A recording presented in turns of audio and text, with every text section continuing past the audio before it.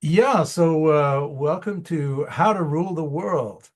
And today I'm talking to Luis Moreno Ocampo, who was the first prosecutor of the International Criminal Court, the ICC. I've known you, Luis, for some time, some years actually, because I made When a when documentary when you're filming your documentary, what was the 12 years ago. No, maybe more. It more? was No, no when more. you No more. more Was or 2008 or 9? 2008 and 2010, yeah. And I was following the year of the first trials of the ICC, very significant time, when Mr. Moreno, a pivotal moment, was uh, managed to get an arrest warrant for a sitting head of state, the president of Sudan, Omar al-Bashir, for genocide. So that was incredible. And there's nobody who knows more about the administration of international justice than Luis. So I'm really glad to be able to talk to you today. And of course, we're going to talk about another pivotal moment in the history of the ICC, which was last week. The court issued warrants for, what was his name? Al-Qassam Brigade's commander in the Palestinian conflict, Ibrahim al-Masri, the former defense minister of Israel, Yoav Galan, and most significant at all, son of a bombshell, the head of government of Israel, the But Prime Minister you had to also Benjamin mention, Netanyahu. well, each day is a pivotal moment for the International Criminal Court, because in 2023, when the court indicted President Putin, was another big thing. Very So big. we tend to forget. So yes, the court is growing. At the same time, the problem is people feel it's chaos. There is no chaos. It's just complexity. Complexity. The problem is, at the same time, you have a war as a mechanism to solve conflicts, and Russia used war to solve his conflict with Europe and the US on NATO.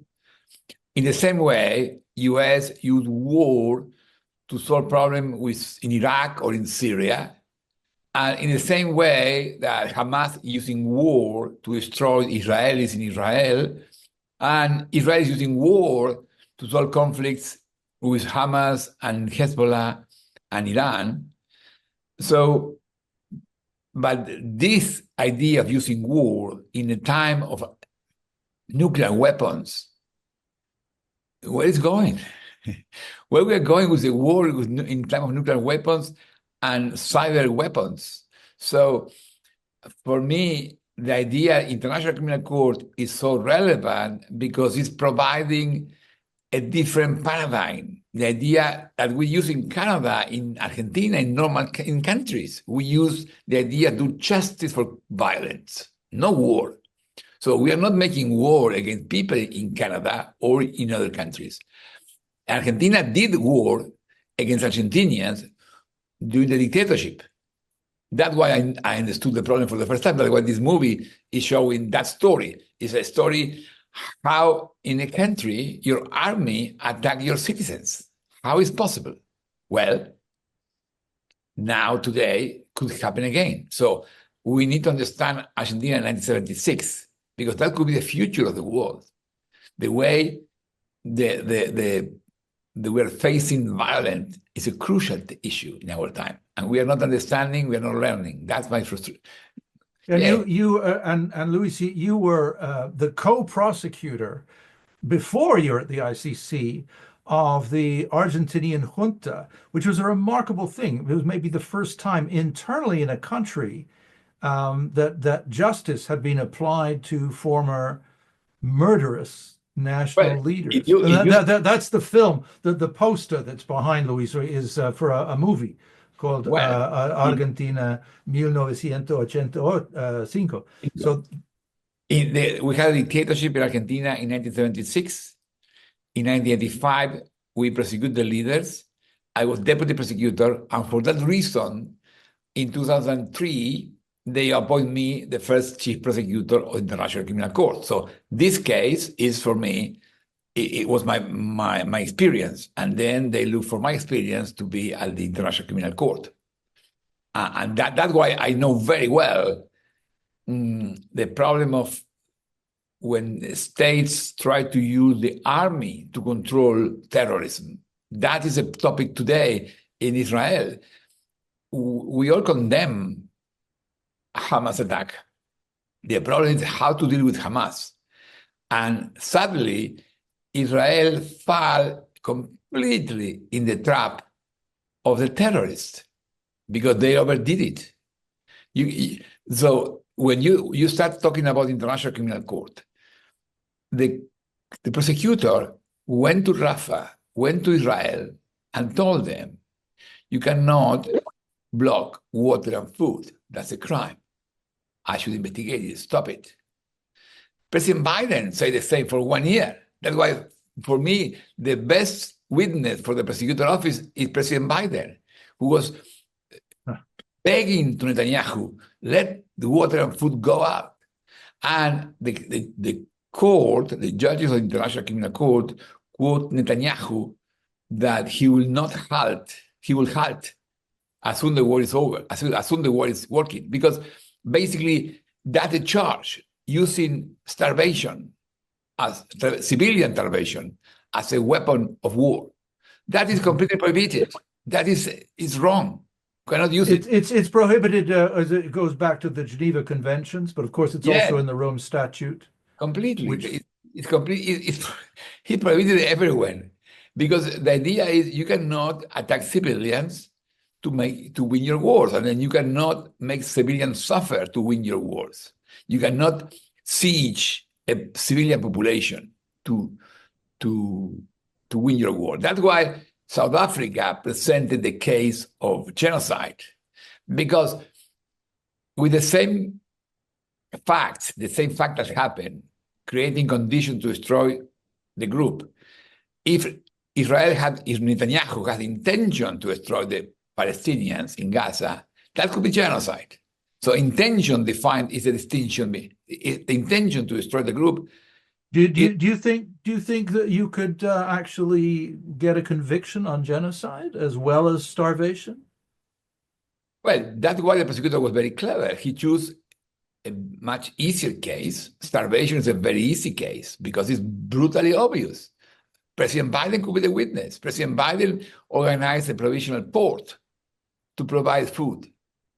And the judges said, well, the Israel, Netanyahu and Gantz block the food and the water. When they allow some food and water, it's not to solve the problem. It's just because there were pressure on them, and in particular, U.S. pressure. The problem with U.S. is U.S. tried to alleviate that problem, but considering it as a natural humanitarian problem. No, it's not created by a tsunami or a natural problem. It was created by a military decision. That's why it's a war crime, at least. And could be, it's a war crime, it's a crime against humanity or persecution, and the chamber did not analyze the intention to destroy the group, so they say nothing about genocide. But did the prosecutor apply for a genocide charge? I don't think he did.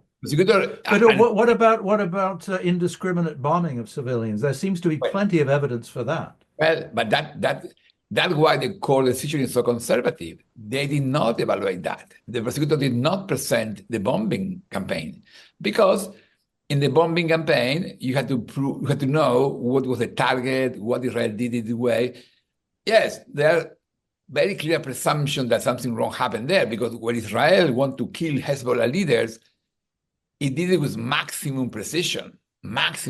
So why Israel did this brutal campaign of bombing in Gaza and not a more targeted bombing against the leaders? So that is the argument. But the other group that committed genocide crime there clearly was Hamas. Hamas, in their explanation of what happened in Israel, Hamas explained that he's against the Israelis, not against the Jews as such. It's against Israelis, those Zionists, how they call them, that want to occupy Arab land. And they explained, 100 years ago, Israelis were 3% of the population, and they have 5% of the land. Now it's changing. And that's why they propose to eliminate them. And that's why it's very clear the case of genocide in the case of Hamas. But the prosecutor did not charge it. It's always afraid, complicated. The judges are demanding a lot of evidence on the intention, so it's fine. I think it was a great decision of the prosecutor just to present the case that you have good evidence, and you do that. I did that with Lubanga case. In my time, Lubanga was the first case was just child soldiers recruitment. Now people say, oh, why you're not presenting entire criminality? Well, because I have good evidence on that, and I don't have a good evidence on killing and other problems, so I start with that. So when you're a prosecutor, you are not a journalist, you are not an NGO describing all the problems. You just have to focus on the evidence you have to convince the judges. I just want to clarify that Lubanga, his first name was Thomas, wasn't it, or something? Yeah, anyway, Thomas. he was in Ituri province in northeastern Democratic Republic of Congo in a civil war, and he committed, well, he probably committed lots of crimes, but he certainly did recruit child soldiers, and that's what he was, in fact, convicted for. And is he serving a sentence in prison at present, or what? Where is he? Probably he's already served because he was convicted for 14 years, and he's in jail from 2005. So no, probably he's done. But Bosco Ntaganda, who was the second in command, he was convicted for all type of crimes, and he's still in jail. So that's the beauty of the Permanent International Criminal Court. It's not forgetting, it's not dispersed, it's doing what he had to do. But it's funny that I'm just referring back to that Argentine trial against Videla and the others, is that there's this amazing moment when the chief prosecutor concludes his remarks, his closing arguments, and he says essentially, this will happen. We want this to happen never again. Nunca más in Spanish. And the whole court erupts. It's a very emotional moment. And yet, I have to say, do you think that it has achieved nunca más? You see, Congo is still a very violent place. Well. It was a national court, okay? The idea is nunca más. He was a national prosecutor, focused in Argentina. Argentina, in those days, I was thinking, oh, we are transforming Argentina into Sweden. No, Argentina is not Sweden. It's not Canada. It's still a messy country, but no more crimes against humanity, no more dictatorships. That is what we achieved. We achieved that. At the end of it's justice. No, still, and also, I think your role is important because it's not just about doing the trial; it's communicating the trial. I showed this poster because this film was done by Amazon in 2022, and so the new generation in my country had no idea of this.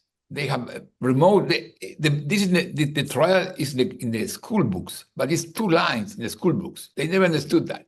So when this movie became on the screens, it was a transformation. 1.1 million people went to the movies in a month, just in a month. And the beauty of Amazon is I was teaching at Harvard, and a guy from Chechnya told me, you had no idea how influential is this movie in Chechnya. Because the idea of justice against massive atrocities is universal. And then the people saw this movie and thinking in Chechnya. So that's why the idea to do communication for me was always part of my interest. And when you came with your idea to do documenting a film, to document a film, I was very happy because you fight your trials twice, first in the courtroom, but then in the memory. And you do the memory, not me. The memory is done by filmmakers. And this all the time happened. At Nuremberg, the word, okay, let me rephrase. The word Holocaust with capital letter, meaning extermination of Jews by the Nazis, is not the outcome of the Nuremberg trial. It's the outcome of the movie about the Nuremberg trial. It was Spencer Tracy, Judy Garland movie in 1961 that make Holocaust with capital letter popular. And what transformed Holocaust in stone, it was a mini-series with Meryl Streep called Holocaust, 1978. So and also there was a film, The Diary of Anne Frank, and it was interesting that it came up quite recently. I think last week there was a community theater presentation of The Diary of Anne Frank on the stage, an amateur group in Michigan, possibly, I can't remember, but one Midwestern state, and neo-Nazis campaigned outside the theater. And the reason, that got all the news, but I was kind of glad it got all the news because it basically showed the power of that play. The Nazis were so upset about it. But the point is, the fight for the memory is a permanent fight. It's not something you finish when you finish the case or when you finish the movie. How the movie is used, how is now then used by others. So that's why we need to understand we live in a complex world where we are not present in the similar different circumstances. We need movies, TikTok, media to explain what happened, and that is a real battle. That's why today in the world today, I would say it's a battle of algorithms, because algorithms in Twitter, in TikTok define what you see. These platforms are built with commercial interests, and as soon you watch something, it's an immediate auction in less than a second, deciding what advertise you will see. They see your profile, and there are 2 or 3 companies competing, and then it's a small auction. So, and that's why the targeting is who are similar people, and they target according to the commercial products. And in that way, they have to live in echo chambers. They just see what people like us watch, and different people watch different things. That's why we need to understand the world is not chaos, it's complexity. Algorithms organize the information, and that's why the ownership of TikTok or Twitter became such a hot potato. No, Elon Musk bought Twitter for $44 billion, saying he did not like the way Twitter was working. Twitter was banning President Trump for his comment on the 6th of January. So Elon Musk bought Twitter, $44 billion paid. In those days, the company was valued 24, I think. Now the value is 12, but he doesn't care because he used Twitter to promote Trump, and now all he won was the U.S. government. He got the U.S. government for that $44 billion. Elon Musk has many companies who require regulations and control. Who will control Elon Musk now? In fact, even in Biden Trump, no one controls Elon Musk. When Elon Musk made a very anti-Semitic joke in Twitter, the White House say we are outraged, but we are not going to transform our contractual relation with Link and the different companies providing defense to U.S. So the world is changing. We need to understand the world is bigger. And for me, it's fascinating because the role of social media is also expressed April 2024, the U.S. Congress passed a law showing 2 things, showing the idea war is important for U.S. and showing TikTok is important for U.S. The law includes 3 decisions to give weapons to Ukraine, Israel, and Taiwan. And then the 4th decision was to request TikTok to change ownership. They don't like a Chinese owner of TikTok. So that's the world we are living. We are living in a world where we are using technologies to communicate between us, to kill each other, but we have no innovation technology on institutional side. And that's why the International Criminal Court is the only innovation on political institutions. It's the only one, because it's an innovation that requires treaties. That is fine, that's normal. But the good thing is this treaty, different than any other treaty, has an independent component, the prosecutor, who could jump and open investigations in sovereign countries. I think that it's not really well known that when they were debating the birth of the International Criminal Court, it was suggested that only the United Nations Security Council, that is the five great powers, would have the power to prosecute. And the idea of an independent prosecutor is really one of the key things that makes it genuinely independent and drove the Americans nuts, which is why perhaps this indictment or this warrant for Bibi Netanyahu is so significant. Putin was significant too. Omar al-Bashir was significant too. But this is significant because he is a major ally of the most powerful country in the world. Well, but that's the point. U.S., who believes in rule of law within the U.S., does not believe in rule of law outside the U.S. They believe it's idealism. So they wanted to control institutions. And that was not one, was the key aspect. The U.S. opened its participation in the Rome Conference that created the court, focusing on that, specific on that, the independence of the prosecutor office. That's why my job was so fun, so interesting, because I have all the pressure on me. It was fascinating. And the good thing is, okay, we put the system in motion, and we were doing the cases we had to do. Lubanga first, then was Bashir, then Gaddafi, and yes.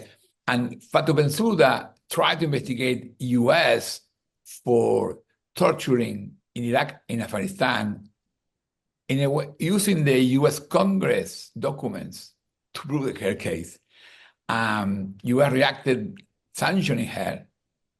Then Prosecutor Khan came to office, and Lindsey Graham, a U.S. senator, was totally pushing the Biden administration to provide evidence to Karim Khan to prosecute Putin.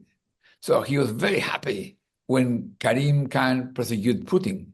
But no, and Netanyahu, no, my friends, no. And that is the world we are living today. Is the law for everyone, or is the law just against my enemies like Putin and not my friends? So that is a crucial debate, because without law, there is no civilization. Without law, there's no future. I think that it's probably, maybe it's opaque to the American leadership how this case and the contrast with their enthusiasm about Putin has really cast the United States in some disrepute. And also that Israel's behavior in Gaza has, to some extent, I think, made life difficult for Jews in the diaspora. That it's turned the world. I'm biologically I'm half Jewish. My biological father was a Jew, and I have many Jewish relatives, and it's I think quite frightening for them what has happened in the last couple of years. Well, there are two different types of wars. Wars between US and Iraq, or between Russia and Ukraine, war between states. And then war against terrorism. This war against terrorism is absurd. General McChrystal, Stanley McChrystal, who was the commander in Afghanistan and Iraq, he explained what he called the insurgency math. He said, there are 10 insurgents in Afghanistan. You killed 2. How many remain? 20. 10 minus 2 equal 20. Why? Because the family and the friends became terrorists. If you understand that, the overreaction of Israel against Palestinians, not against Hamas, will be very costly. And the worst thing is we are not learning from the past. In 1982, Israel invaded Lebanon, killed 17,000 people to remove Yasser Arafat from there. They did it, but as an outcome of this intervention, Hezbollah was created. So Israel promotes Hezbollah, basically. So, and we are not learning on that.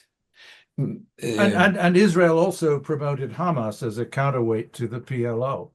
And, Netanyahu perceived, because Arafat changed his mind, there was a peace agreement in Oslo, and then the Israel extreme right wing, including Netanyahu, attacked the leader of Israel on that.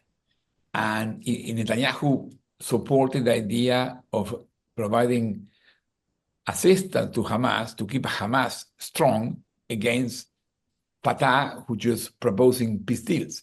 Yes, that happened all the time. But today happened the same with China. Barry, I live in Malibu now. And 2 weeks ago, a guy who was the New York Times correspondent on China came here to promote his book on China. Very nice book. And I asked him, okay, who is proposing cooperation with China? Not just war with China. Who is proposing cooperation with China? And what are they saying? And he saw me and said, Luis, there's no one proposing cooperation with China in the US. How is it possible that the biggest country in the world, a democracy, propose no cooperation to China? And the only proposal is a war with China, when a war with China is the end of the world, basically. So what we are thinking about. So that's why my feeling is this conversation is not just about Netanyahu or Putin, it's about our common destiny. Sorry, continue. There was a phone call interrupted there for a second. No, yeah, it's not just about. I'll make you in silent because it was a great line. I know it was a phone call, but fine. And I think we need the world need to choose between war or justice. That is why the ICC concept is so important. It's not about what the court is doing, it's about the idea we cannot kill individuals, we have to prosecute them. That is in my country. We charge the generals, but we respect their rights. The trial was important because it was a very fair trial. We present evidence. They have defense. Some of them were acquitted. So it was a really fair trial. And that is what you should do with terrorism. You cannot go and kill them.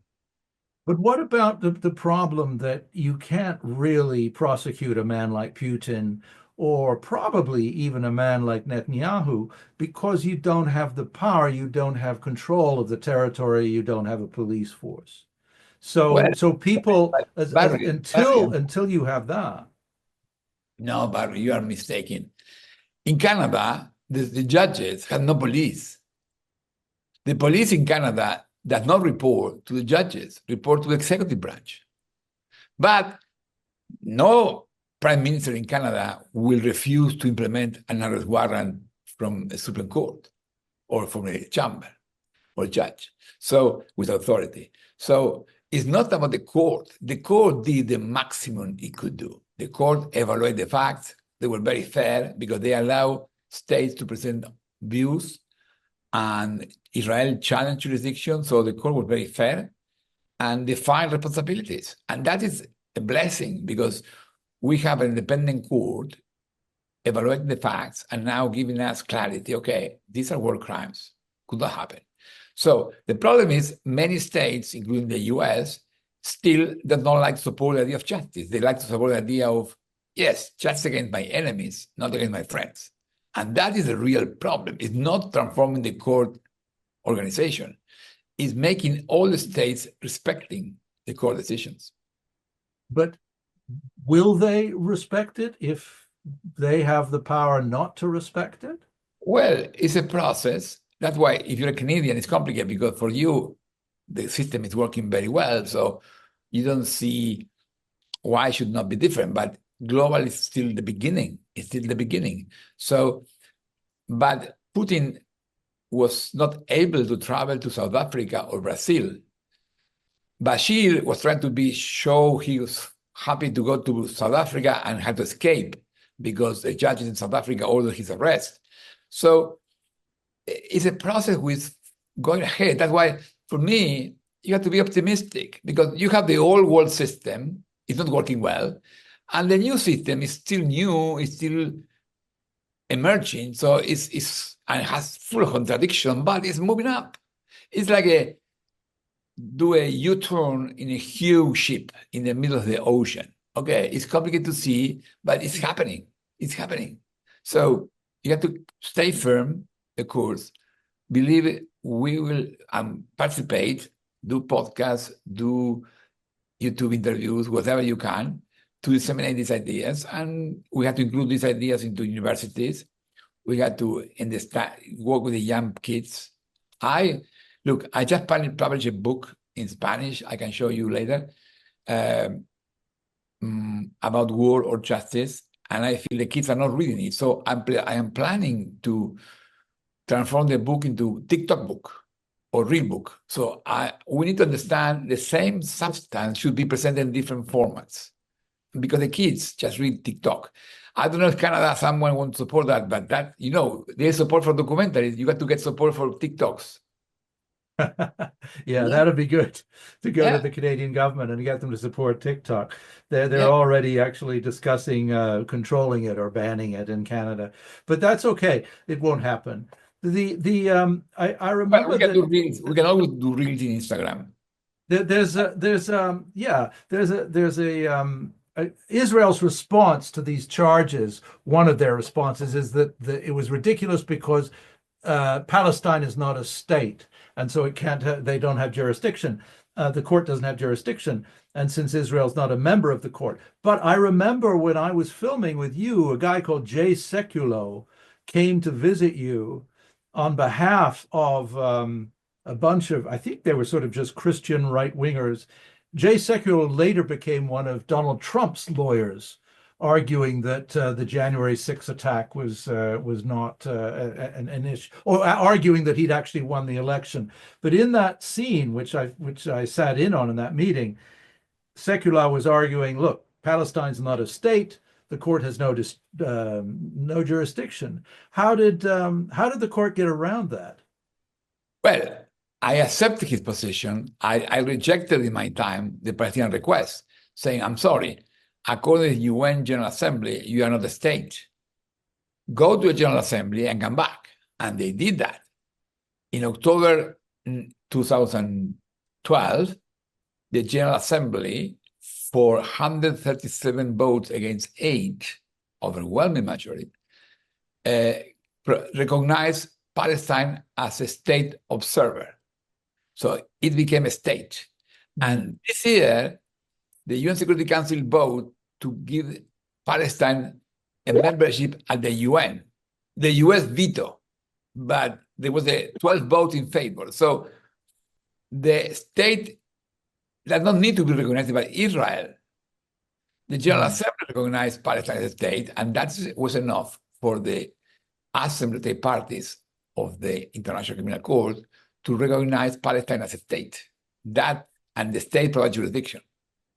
Yes. Could you also explain, just for those who don't know, the idea of complementarity, that in fact Israel could get the ICC off its back, so to speak, if they initiated their own legal proceedings? That's something I don't think is well understood. No, it's incredible. After all this year, no one understands the ICC. Barry, your film is still absolutely about current issues. The idea of the justice of the Rome Statute is very innovative. That's why I believe it should be used for other areas. Basically, states are committed to prevent genocide and to punish genocide. And they have the primacy to do it. If they do that, if they investigate crimes against humanity or crimes of genocide committed in the territory, the court cannot intervene. The case will be inadmissible. When they don't do that, then the court should intervene.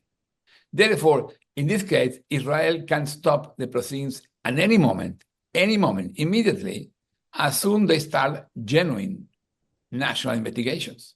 That's why it's so ridiculous. President Biden making all these efforts, these insults to stop ICC, when instead of asking Israel, do the national investigation, stop this nonsense for you. So that's the easy solution. And the judges said complementarity is working. The prosecutors say it's still the door open. A spokesperson of the court said the same, explained the same idea. No one is listening because they don't, probably Netanyahu likes less a national investigation than ICC investigation. I don't know. But yeah, that makes sense. Although, you know, what you just said, by the way, would be a TikTok. What you just that little response you had was just about perfect for that. Well, speaking of retaliation and you know, what the court did against Fatou Bensouda. Fatou Bensouda, by the way, was the second prosecutor after you, second chief prosecutor, and the court sanctioned her. not the What do you court. think's what's going to happen this time? Not the court. Wait. Not the court. No, you say the Sorry. court sanctioned her. No. That was I misspoke. What I meant to say is the United States, that considers itself the court. The United States government sanctioned her under President Trump and other members of the court, if I recall. And so what's going to happen this time? First, under the Biden administration, and secondly, after January 20th, under the Trump administration. Are they going to punish the court? Are they going to punish Kareem Khan, the current chief prosecutor? Well, Biden understood that political sanctions will not stop the arrest warrant. So U.S. presented amicus curiae, an explanation to the court why the court should not intervene. And that is amazing. In my time, at the beginning, I was radioactive. They cannot even talk to me, my friends in the U.S. government. Then, slowly, and now U.S. is presenting arguments. But they lost. So the question is what Trump will do. You're right. President Trump, as president, sanctioned Fatou Bensouda when she was trying to investigate allegation of torture of American troops in Afghanistan and Iraq. In Afghanistan.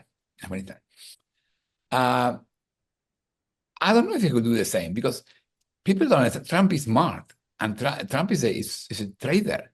So why Trump will pay so much cost against all the countries supporting the ICC, who are basically all the Western countries, when the solution is pretty easy as in the hands of Israel? And also, the question is, having the arrest warrant pending on Netanyahu gives power to Trump because Netanyahu needs political support. So therefore, attacking the ICC is not American first. It's not helping his own power. Yes, different than Biden, because Biden was trying to be Canadian in the sense that we respect law, and Biden was telling Israel you have to respect international law, but then was ignoring international law.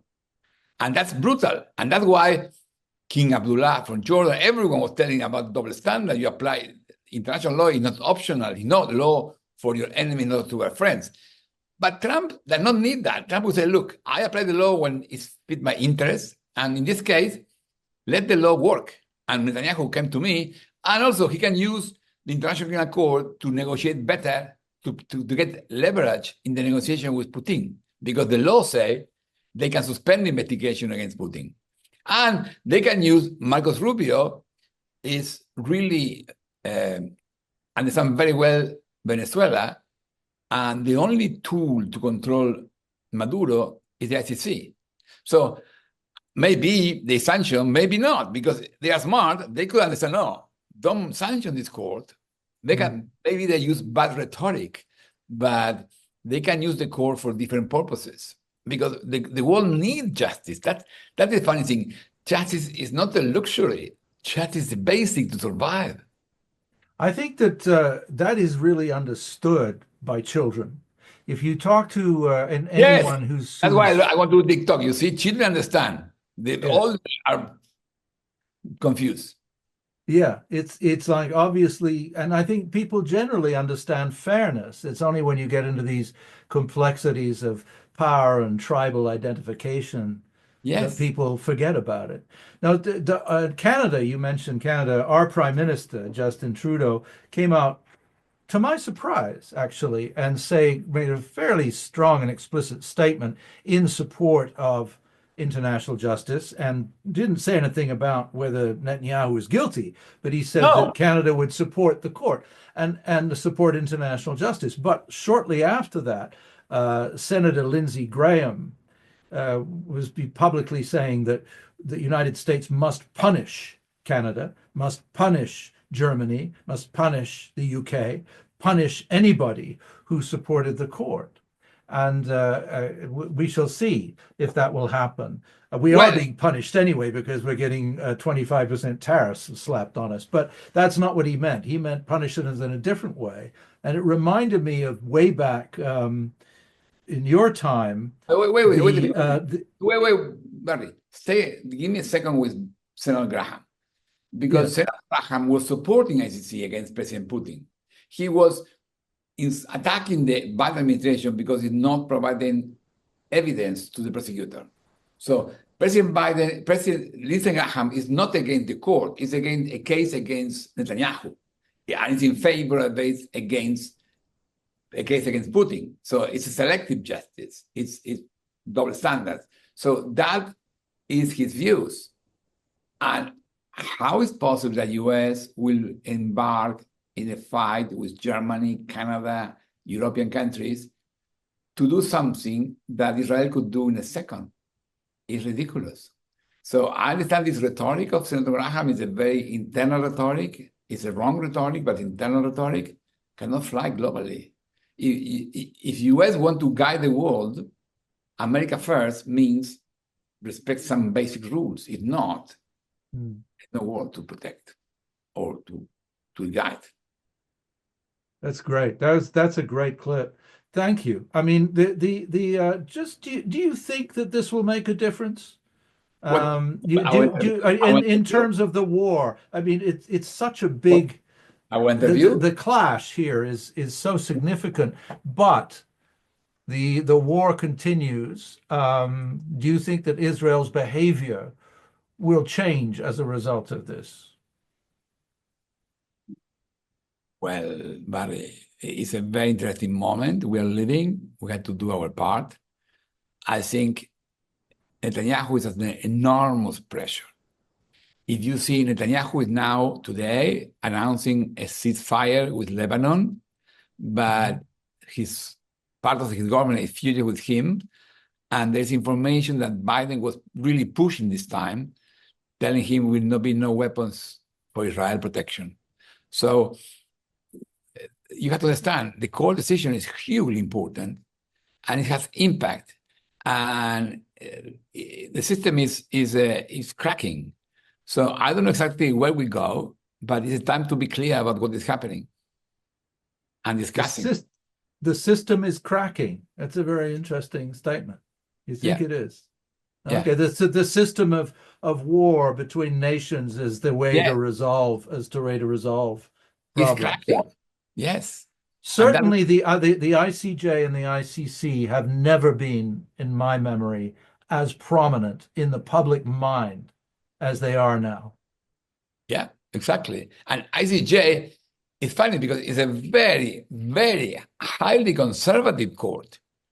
ICJ is normally integrated by the former legal advisor of the states.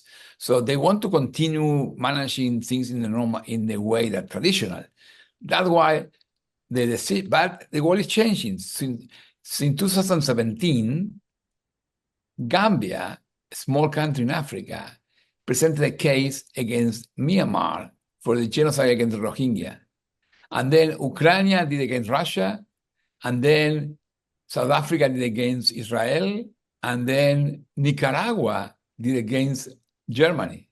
Germany was furious with Nicaragua because Nicaragua is a dictatorship. So Germany told me, why did Nicaragua people could stand. They have no legitimacy. And I say, well, the judges will decide, and the judges have legitimacy. So what was the case? What was the case between Nicaragua and Germany?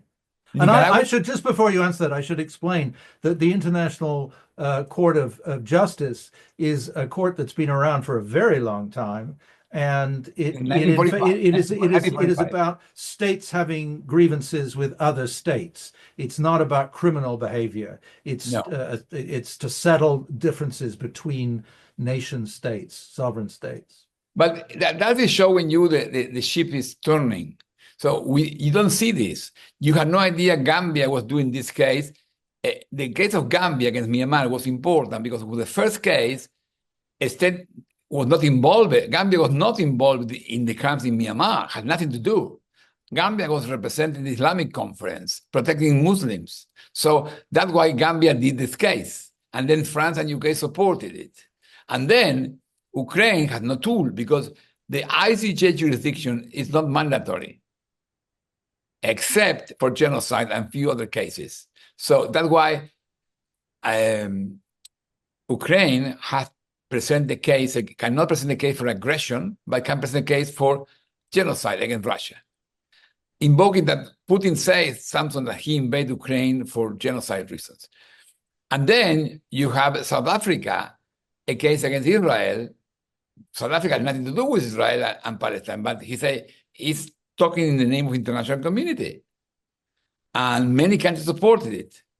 And then Nicaragua did exactly the same with Germany, saying Germany was contributing with weapons to Israel. That was the case. So it's a genocide contributing to the genocide committed against Gaza people by Germany. That was Is this new? Is this a new use of the International Court of Justice? Totally. This never happened before. That's the point I'm making. This started because there was a previous case, Croatia versus Serbia, Serbia versus Croatia. So between the Balkans, Bosnia versus Serbia, Serbia versus Bosnia. So there were countries in the Balkans fighting each other.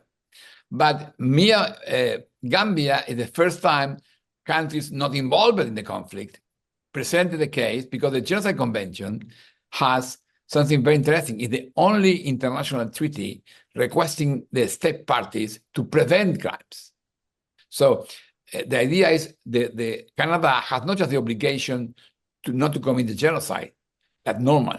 In addition, Canada has the obligation to prevent crimes in other places. And that is the argument Gambia used to present the case against Myanmar. And the court accepted the argument, and the court recognized the argument. And so the case was ongoing, it's ongoing. And then Ukraine presented its own case, and South Africa presented a case based on the same idea. We had a duty to prevent genocide, please intervene here. And the court took provisional measures, recognizing this was plausible that the genocide was being committed there.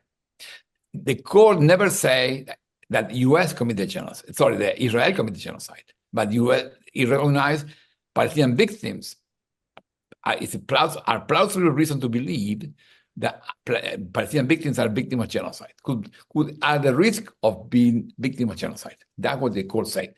So that's all this new development happening at the same time. That's why people feel discouraged. In fact, new things are happening, things are reacting. And the point for me is, look, Ukraine, Iraq, Gaza are exceptional circumstances. We need to improve them, but we cannot allow this circumstance to become the normal state of the world.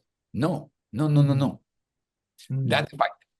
I think that with respect to genocide, and we'll wind up in a minute, I won't keep you too much longer, but with respect to genocide, the popular understanding of it is like what happened to the Tutsi or what happened to the Jews in the 1940s in Europe. And yet the actual legal matter of genocide is a crime of intent, which is what you're saying is that if somebody is perceived to have the intent of genocide, then they must be stopped. So you don't need to actually accomplish a genocide, as almost was done with the Jews, in order for it to be a genocide. And I think that's not widely understood. But Barry, the intent is not just intent to kill, it's intent to destroy the group. That is the intention intent of the group, and that could be achieved in different ways, including without killing one person. Genocide 2C say that it's genocide, the inflicting conditions to destroy a group. So that's why what happened in Gaza, it could be a genocide because the conditions to destroy a group are clear. The blockade of the water is part of it. That's why I say last year, the blockade of the group of ethnic Armenians living in Azerbaijan by Azerbaijan was a genocide under Article 2C. Is creating conditions to destroy a group. So that's why, yes, genocide is pity. Last year was the 75th anniversary of the Genocide Convention. And the UN advisor on genocide alerted there were 6 situations at risk of genocide, including Darfur. That was a case I was working and I indicted President Bashir. And that's why, so it's showing, okay, we're moving, but moving at the international level is slow. There's not an app to stop a genocide. So there's no push a button, stop the genocide. No. So we need to do it. We need to understand and work together to transform this, because there's no future for our kids. I remember when you announced you were going for a genocide charge against Omar al-Bashir, and you said it might be, he may come to the court in 2 years or he may be in 20 years, but he will. Do you still think so? He's rotting in a prison or he's under some sort of house arrest in Sudan at present. But in my time, people were laughing, and well, the guy was first removed from power in jail, and twice Prosecutor Bensouda and Prosecutor Khan were going to Sudan to discuss the surrender. So they were very close. So, but my point is, yes, Bashir case show the power of the court, because even if not arrested the same day, is removed from power. But also it's showing justice could not be the only solution, because Bashir was removed, but his genocide is still ongoing in Darfur. So we need to do much more. And the ongoing genocide connected with different countries supporting different groups in Sudan. That's why we need to work on that. Well, listen, I'll let you go, but I have just 2 things I just wanted to ask. One of them is that you just to let you know, I have a little film club that I host here in Toronto and in online. And tomorrow night we're going to be showing La Historia Oficial. Wow. The official story, an Argentine film, which actually I think you were affected by during the trials of the junta. Yeah. Because this movie was premiered 2 weeks before I start my trial. So, and I explained, normally I never cry when I was conducting investigations. But when I was waiting to begin for the beginning of the trial, I went to watch the official story, and I was crying all the time. And even the story is much light, that it shows almost no no torture, nothing brutal. So yes, that's I was explaining how my prosecutorial position helped me to protect my soul. But then charging me when I saw the movie, I cannot stop crying. Yeah, but you have to show this new movie also. Yeah, no, that's true. I should. And it's the power of cinema. That's what you're talking about. Is the power of cinema is incredible, and it really can define a story. The funny thing is that when I first met you, or not the first time I met you, but when we were going to make the film, you hadn't decided whether it would happen or not, and you told me that story, but you couldn't remember the name of the movie, and I knew which movie it was, and I said that, and I think that was the moment you thought, well, at least this guy knows something, so we'll go with it. No, we respect you, Barry. We respect you. No, it's fine. We were in those days, because of the beginning, I was afraid that the film crew will affect the security of our people. But I was very happy that you follow the case, and then now they are documentary showing what happened. Yeah, it's great. You did a great job, and I am very thankful for you. on that. Yeah, well, thank you. My last question is not at all about the court. You made a remark to me once because I was talking about world federalism. I was talking about, the future of the world. And I said, you said spontaneously, we should never have a global democratic parliament. That's a terrible idea. And I thought, why? So I want to ask you that question. It seems logical that the outcome of these moves of our future, that eventually there'll be some kind of federal global government. Am I completely wrong? Or Well, is it a very bad idea? no, I believe the world need innovation institutions, and we need global institutions. I don't think we can copy and mimicate at the global level, the national level.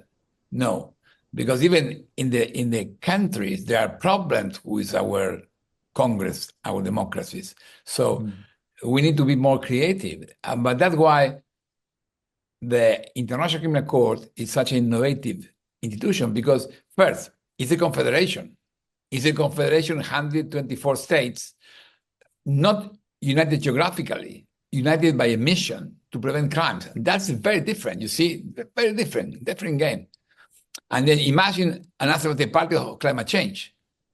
Imagine different treaties covering specific problems with specific people.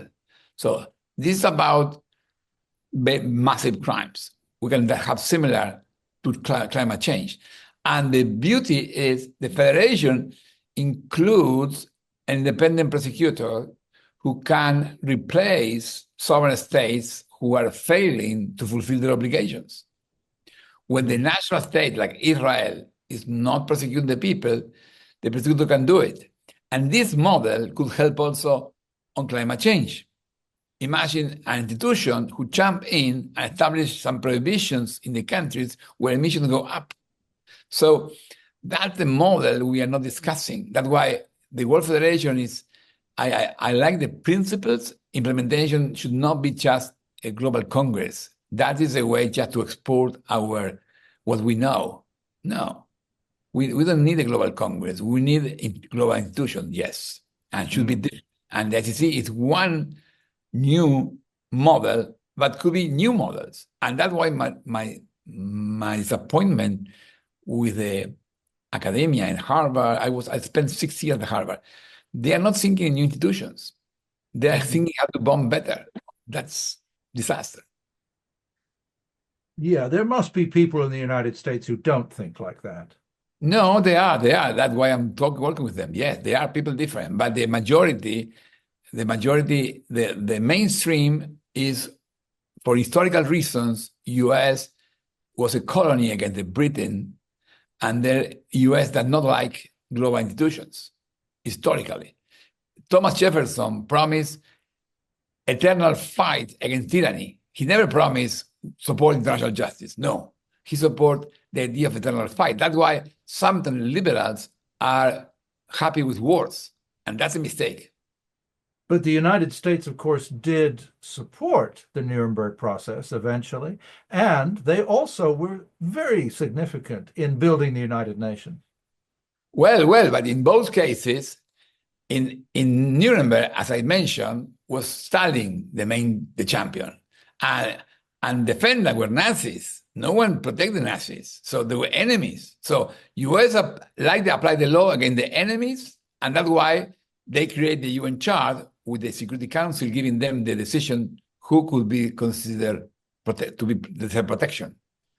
So that's what the US is doing with Israel and the veto power. So that's you have to understand. Yeah, I see. When I talk about this issue with my friends, they say, Luis, US is a great country. Yes, I live in the US, okay? I live in Malibu. So, but we need to change some attitudes. The idea of supporting wars is wrong, completely wrong. And that's something in the US the liberals are doing, not just on the, yes, but that was the contradiction we have. Thank you. That was great. I really appreciate it. And okay, good luck with that.